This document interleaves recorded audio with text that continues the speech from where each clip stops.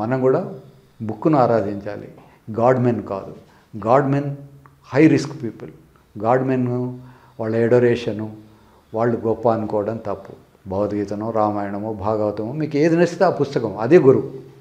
కానీ మన దాంట్లో గురువులు ఇప్పుడు పోయింది నమ్మద్దు, కానీ గురువులు చెప్పడానికి బోధించడం ఉంటేనే. ఒకప్పుడు బోధన ఉండొచ్చు.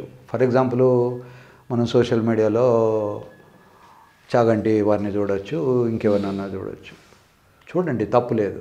బట్ వారితో ఫిజికల్గా ఎట్లాంటి కమ్యూనికేషన్ పెట్టుకోకండి. అది పుస్తకం లాంటిది. ఇప్పుడు పుస్తకాలు చదవడం అనేది ఫ్యాషన్ పోయింది. మా కాలంలో పుస్తకాలు చదివేవాళ్ళు. ఇప్పుడు ఓకే యూట్యూబ్లో వింటారు, వీడియో చూస్తారు, తప్పులేదు. కానీ ఆ మనిషితో సంబంధం పెట్టుకోవద్దు. మనం దాన్ని వాటిన ఆ కంటెంట్ వాడుకోండి. కంటెంట్ మంచిదైతే వాడుకోండి.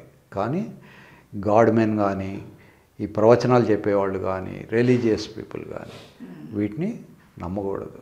మనం కూడా వి షుడ్ ఇవాల్వ్. అసలు హిందువులైతే ప్రతి వ్యక్తి కూడా భగవద్గీత చదువుకోవాలి, భగవద్గీతను ప్రాక్టీస్ చేయాలి. చదువుకోవడమే కాకుండా దురదృష్టం ఏంటంటే అది సంస్కృతంలో ఉండేసరికి దాని అర్థం తెలియదు. బట్ ఫార్చునేట్లీ చాలామంది రామకృష్ణ మఠంలో ఉన్నవాళ్ళు చాలామంది వాటి కనుక ట్రాన్స్లేషన్స్ రాశారు. అవి చదువుకోవచ్చు. కేవలం చదువుకోవడం కాదు, ప్రాక్టీస్ చేసుకోవాలి.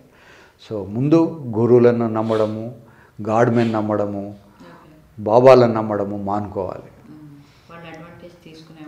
అసలు ఎవరిని, వాడు కూడా ఒక హ్యూమన్ బీయింగే. మనకు కథలు చెప్పే బాబా కూడా వాడు పుట్టినవాడే, వాడు ఒకరోజు చచ్చిపోతాడు మనలాగే. వాడికి ఏం కొమ్ములు తోకలు ఉండవు. కనుక బాబాలను బీబీలను ఎవరిని నమ్మకూడదు. గురువు చెప్తే, గురువు చెప్పిన మాట మంచిదనుకుంటే వినండి. కానీ గురువు is also a human being. వాడిని ఎంత డిస్టెన్స్లో ఉంచాలో అంత డిస్టెన్స్లోనే ఉంచాలి.